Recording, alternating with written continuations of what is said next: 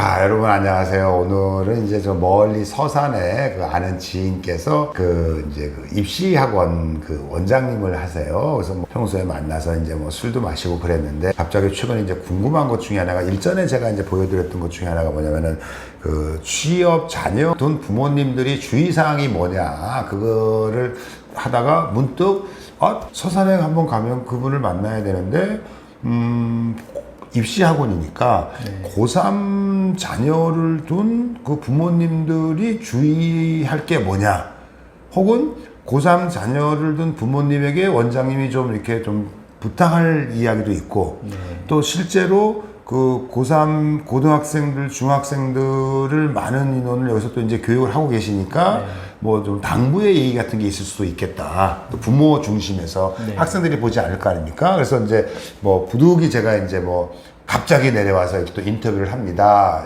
갑자기 내려온 인터뷰는 뭐냐면 사전에 질문지를 주거나 그러면 조작을 합니다. 좋은 말만 하려고. 근데 그런 거는 다른 데서 조작을 많이 하니까 우리는 뭐 즉문즉답으로 그냥 솔직하게 한번 좀 얘기했으면 좋겠다. 굉장히 당황스러운 부분을 그런 의미에서 이제 갑자기 제가 이렇게 밀고 들어왔는데 먼저 뭐 그 원장님 뭐 소개 한번 좀 부탁드리겠습니다. 안녕하십니까. 서산 입시 교육의 메카 캡스톤 입시학원의 이사장 맡고 있는 양준호입니다. 반갑습니다. 자, 그럼 이제 또 질문이 이제 바로 들어갑니다. 뭐 쉬는 거 없이 뭐 질문 이거부터 먼저 할게요. 뭐냐면 이제 저희가 또 인연이 어떻게 됐냐면 이제 저희가 동양화제에 학원이니까 이해해 주세요. 학원은 이렇게 50분 단위로 수업벨이 울리고 10분간 쉬고 다시 수업 시작종이 울립니다. 학원 맞습니다. 학원 맞습니다. 그런데 저희 이제 2년이라는 게 이제 제가 이제 동양화제에 근무할 때 교육부에 과장할 때 신입사원 이제 들어오셨잖아요. 그래서 이제 그때부터 2년이 되고 해서 저는 회사 떠나고 또 이제 그러다가 이렇게 또 다시 이렇게 그래도 우리가 다시 만난 건 그래도 자기가 끊임없이 그래도 연락을 주고 또 나도 뭐 계속 이렇게 또 좀 연락하고 그런 그렇죠. 인연이죠 사실은. 그래서 뭐 굉장히 뭐 좋아하는 후배고 늘 제가 하는 일 잘하지 못해도 늘 좀 이게 마음으로 또 이게 성원도 좀 보내주고 그래서 늘 어떻게 보면 야 이런 말 처음 한다. 살다 보면 마음에 짐이 있는 분들이 좀 빚진 분들이 있잖아요. 그 원장님도 이제 뭐 그런 분 중에 한 분이고 앞으로도 계속 좀 오래 좀 좋은 관계 유지했으면 좋겠다. 감사하죠. 저는 뭐 작은 인연이 또 이렇게 소중한 인연으로 지금까지 한 20여 년을 함께 맺어오게 됐는데요. 우리 김대원 소장님 덕분에 또 저도 배운 게 굉장히 많습니다. 제가 지금까지 사회생활을 하면서 살아온 그 밑바탕이 우리 김대원 소장님이 처음부터 가르쳐준 그 하나하나가 소중한 자산이 됐다라고 해도 과언은 아닐 겁니다. 뭘 가르쳤나요? 굉장히 많았어요. 저는 그때 당시에 신입사원이었고 우리 과장님이셨기 때문에 과장님 말씀 한마디 한마디가 저한테는 소중한 자산이 됐던 거죠. 그때 기억나는 건 뭐 이제 영업하는 친구들 가르칠 때 뭐 고습도 가르치고 댄스도 가르치고 뭐 고습 대회도 열고 그거는 정말 어떤 놈도 안 했을 겁니다. 맞습니다. 수완보였죠? 수완보? 나 소장할 때 하도 고섭치고 돈 잃어가지고 내가 가르쳐야 되겠다. 근데 하여튼 뭐 그런 인연은 감사하고요. 먼저 질문을 드리자면 그 고3들이 이제 그 대학교를 원하는 데 들어가고 앉아가고가 그 나름대로 인생에 또 큰 역할을 하잖아요. 그러면 이제 뭐 쉽게 여쭤보자면 고3들을 둔 부모님들이 뭘 좀 더 신경 써주면 더 좋아지지는 않겠지만 더 나빠지는 거는 막을 수 있을까? 평소에 하고 싶었던 이야기 좀 뭐 해주시면 됩니다. 그렇죠. 저도 자녀가 이제 다 컸고 고3을 거쳐서 저도 고3 학부모 역할도 해봤고 또 많은 청취자분들께서도 그런 과정을 겪고 계실 거라고 생각을 합니다. 고3이라 그러면 우리가 흔히 말할 때 고3병 고산병은 뭐 중2병하고도 만만치 않게 이퀄 관계가 형성될 정도로 굉장히 어려운 과정임에도 분명하고요. 학생들이 입시생들이 입시를 준비하면서 고3 과정을 거치는 동안에도 굉장히 힘들겠지만 그 옆에서 바라보는 부모의 입장도 굉장히 어려운 상황일 거예요. 그렇죠. 부모님이 같이 고3 생활을 하는 그런 지금 실정인 거죠. 우리 부모님들은 자녀들을 믿고 가야 된다라는 그런 부분에 있어서는 굉장히 중요한 말씀을 한번 드리고 싶어요. 우리 아이들이 공부를 열심히 할 수 있도록 믿고 지지해주고 따라주는 거, 그거만큼 좋은 게 어디 있겠습니까 하는 생각이 듭니다. 잠깐만요. 그러면 이제 또 당황스럽게 질문 하나 드리는데 네. 말은 되게 좋아요. 말은 좋아요. 어떻게 믿고 어떻게 지지하냐, 구체적인 사례는 뭐가 있겠습니까? 글쎄요, 구체적인 사례라고 한다면 참 당황스럽게 이렇게 툭툭 치고 들어오시는데 저는 그렇게 생각합니다. 우리 아이들이 항상 힘들어해요. 학교 갔다 오면 지친 몸을 이끌고 12시 다 돼서 학원 갔다가 학원 갔다가 집에 돌아오는데 그때 아이들의 등을 토닥토닥 해줄 수 있는 사람은 우리 부모님들밖에 없을 겁니다. 제가 경험했던 사례를 하나 말씀을 드릴게요. 제가 고3 때 저희 증조 할머니를 모시고 같이 살았어요. 근데 어머니는 제가 자율학습 끝나고 오는 시간이 깜깜한 밤인데 10시, 9시 넘으면은 이제 잠자리에 드시는 분들이기 때문에 불을 다 꺼요. 근데 그 노할머니가 그때 당시에 연세가 96세셨는데 노할머니가 나오셔서 다시 불을 켭니다. 우리 어머니는 말씀하시죠. 아니 전기요금도 많이 나오는데 준호 오려면 아직도 멀었어요. 지금 불 껐다가 오면 켜도 돼요 라고 하시는데 우리 그 증조 할머니 96세 되신 그 할머니는 아직도 내 새끼가 안 돌아왔는데 깜깜한 집에 들어오게 할 수 없다. 그래서 불을 켜놔야 된다. 저는 그 마음이 이 부모님의 마음이어야 하지 않을까라는 생각도 듭니다. 어머니는 왜? 어머니, 물론 우리 어머니도 저를 위해서 지극정성하셨지만 어머니는 사랑하는 것 같아. 아니요, 우리 어머니도 무지 사랑하셨어요.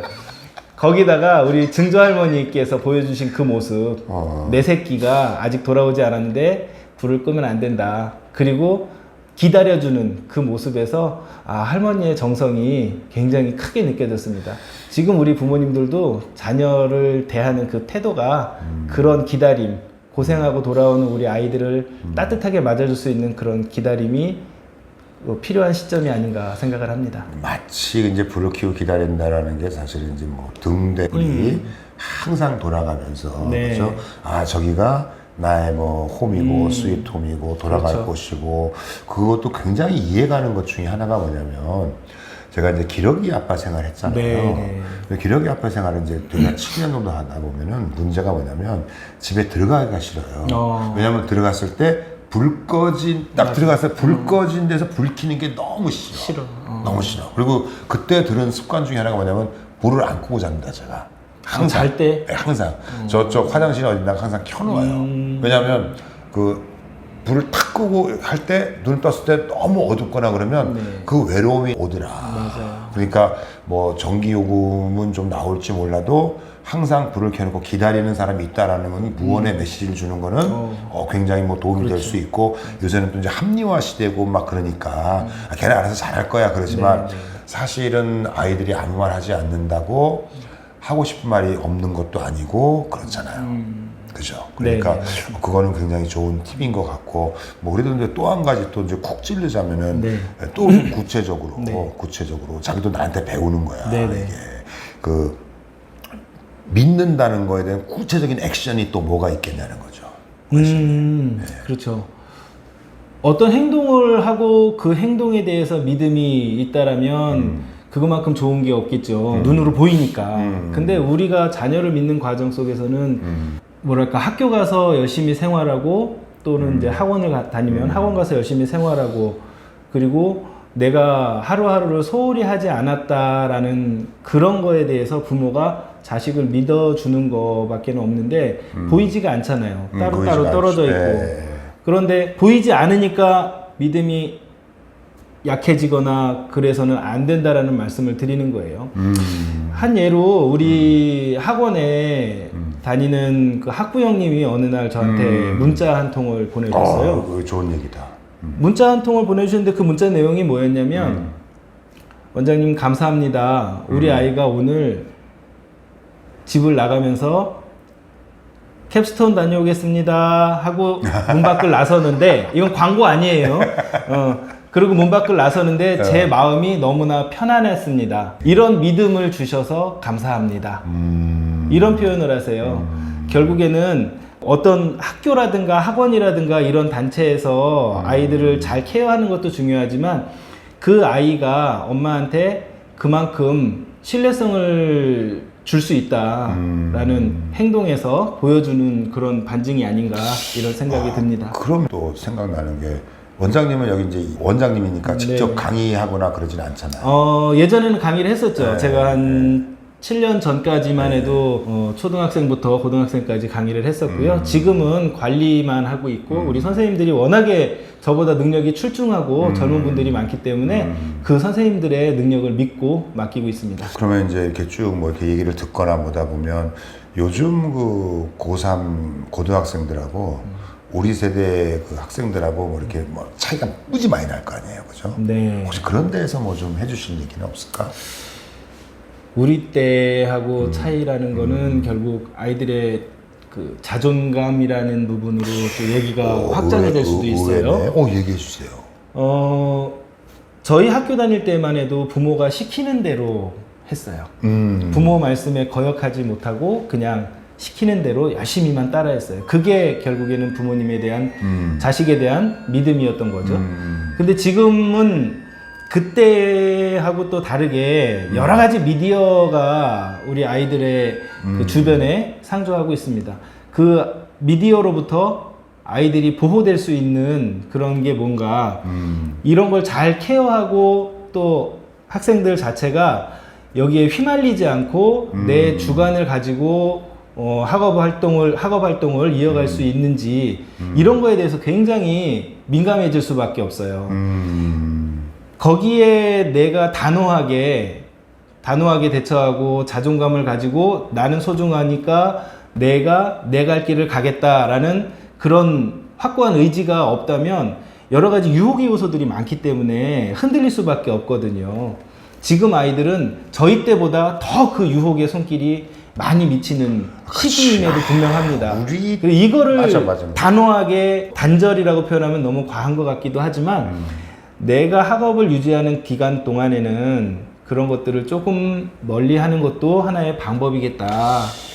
이런 생각도 합니다. 맞아요. 네. 우리 때는 이제 뭐 저 서울에 있었으면 세운상가나 가도 이제 무슨 얘기를 하시려고 그러는 프레이보이나 뭐 그런 거를 그리고 다 가지 않고 대표가 한 명 가서 그렇죠. 뭐 돌려보고 그랬는데 그렇죠. 요즘은 개인이 다 볼 수 있고 또 하나 이제 그거보다 더 무서운 게 게임이라는 게 있고 하니까 사실은 뭐 게임 때문에 남학생들의 성적이 많이 떨어졌다라는 우스개 말도 사실은 나올 정도니까. 그렇죠.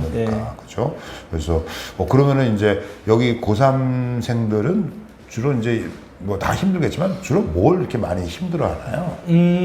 아무래도 공부하는 시간이 길고 또 결국에는 성적은 엉덩이가 낸다고 하잖아요. 그만큼 책상에 붙어 있어야 되는 시간이 많이 필요하잖아요. 성적이 오르려면. 그런 거에서 인내심 같은 게 많이 필요하기도 하고요. 일반적인 얘기겠지만 공부하는 학생들한테는 그걸 버텨내는 힘, 내 엉덩이가 그만큼 자리를 딱 잡고 공부할 수 있게 매진할 수 있는 힘, 힘. 그런 인내력이 좀 필요하지 않을까 인내력이 싶습니다. 필요한데 그거를 학원에서는 어떻게 인내력을 키우는데 좀 계속적인 동기부여가 필요한 부분이죠. 동기부여. 예. 공부를 하는 이유가 뭔지. 그러면 공부 못하는 애들은 더 이상 공부를 하면 안 되는 건가? 이렇게 생각할 수도 있겠지만 그렇지.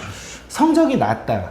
성적이 높다. 성적이 높은 아이들은 계속적으로 공부를 열심히 해 나갈 거고 성적이 낮은 친구조차도 끊임없이 공부를 하는 과정을 거쳐야 된다라고 생각을 합니다. 공부하는 이유는 결국 내 자존감을 높이고 내 행복 지수를 높이는 계기가 될 수 있기 때문인 거죠. 그러면 우리 문 닫고 합시다. 네. 자존감 이야기를 이제 하셨어요. 그럼 이제 우리는 또 구체적인 사례를 좋아하니까 자존감이 낮은 친구가 들어왔을 거 아니에요. 네. 그죠? 다 높은 건 아니니까. 네. 그럼 이제 그 친구가 이 학원이나 원장님 지도하에서 선생님들 지도하에서 맞아요. 자존감이 높아졌을 거 아닙니까? 네. 그럼 그런 계기들이 있죠. 어떤 맞아요. 어떤 경로를 통해서? 저희 학원이 참 오해를 받았던 것 중에 하나가 공부 잘하는 애들만 다니는 학원이다. 아, 그거는 늘 하는 오해죠. 또 늘 수업료가 다른 학원보다 좀 비싸다. 아, 예. 그건 오해가. 그건 오해야. 뭐 이런 팩트지. 오해들이 있는데 아, 예. 사실은 더 훌륭한 선생님들과 함께 더 오랜 시간을 공부하기 때문에 그럴 수 있다라고 아, 생각을 그래. 해요. 그런데 공부 못하는 친구들이라고 해서 우리 학원을 못 오는 건 아니거든요. 분명히 공부 잘하는 친구들도 있고 성적이 떨어지는 친구들도 있어요. 근데 사례를 말씀드리자면 성적이 높은 친구들은 그만큼 또 학습 능력이 좋아서 잘 따라와요. 반면에 이 얘기를 드리고 싶어요. 성적이 낮은 친구는 쉽게